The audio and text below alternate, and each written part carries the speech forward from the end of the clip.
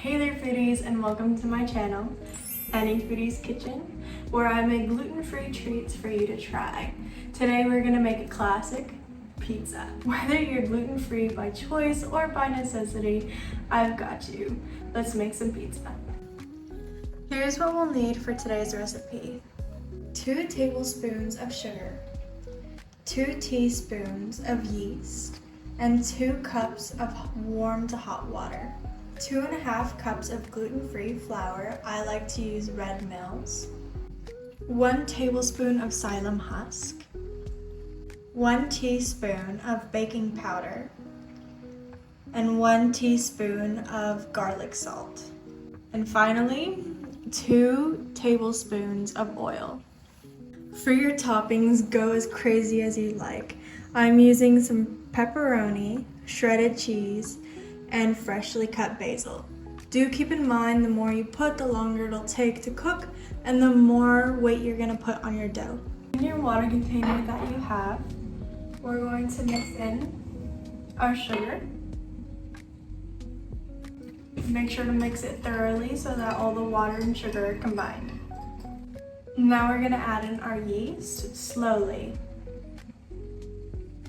We're gonna set this aside for about 5 minutes. In a large mixing bowl, we're going to combine the other ingredients. Our flour, our psyllium husk. Now we're going to add in our baking powder and our garlic salt. Give that a really good mix.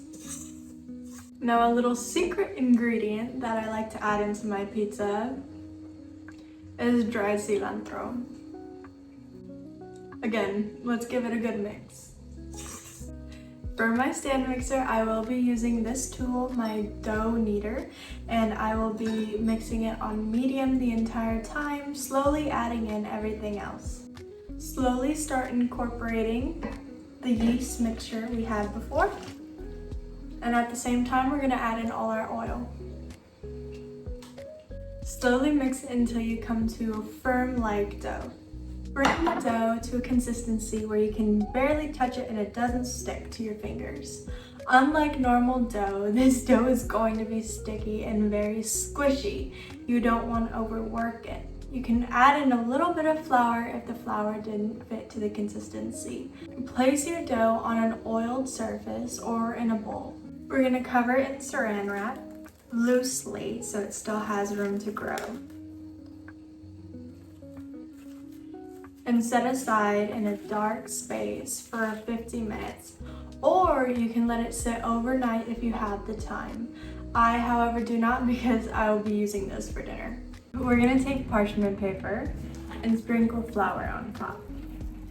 And we're gonna take our soft dough. We're gonna place more parchment paper on top. We're gonna start flattening it and forming our pizza. Gluten-free pizza dough tends to be a little more work when it comes to rolling out because it does break apart a lot easier. Poking holes helps the air flow through and the crust cook evenly.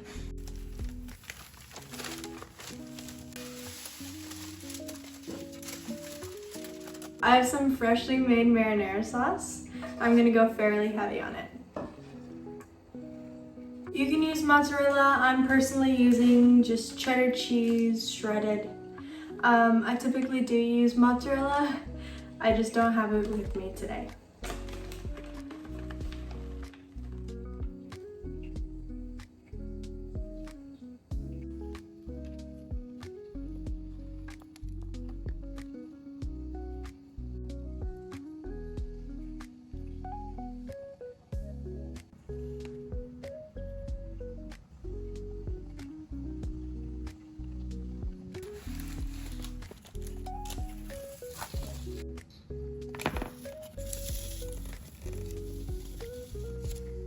Look at this, so cheesy and delicious. It smells so good in here.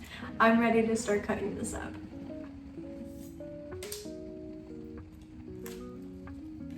Look at how delicious that is. Ah. hope you enjoyed this recipe. If you did, please give a like, a subscribe, and hit that ring button so you never miss one of my goodies. Please leave a comment with your favorite pizza toppings or gluten-free secrets that you swear by. I'd love to hear from you guys. Until next time.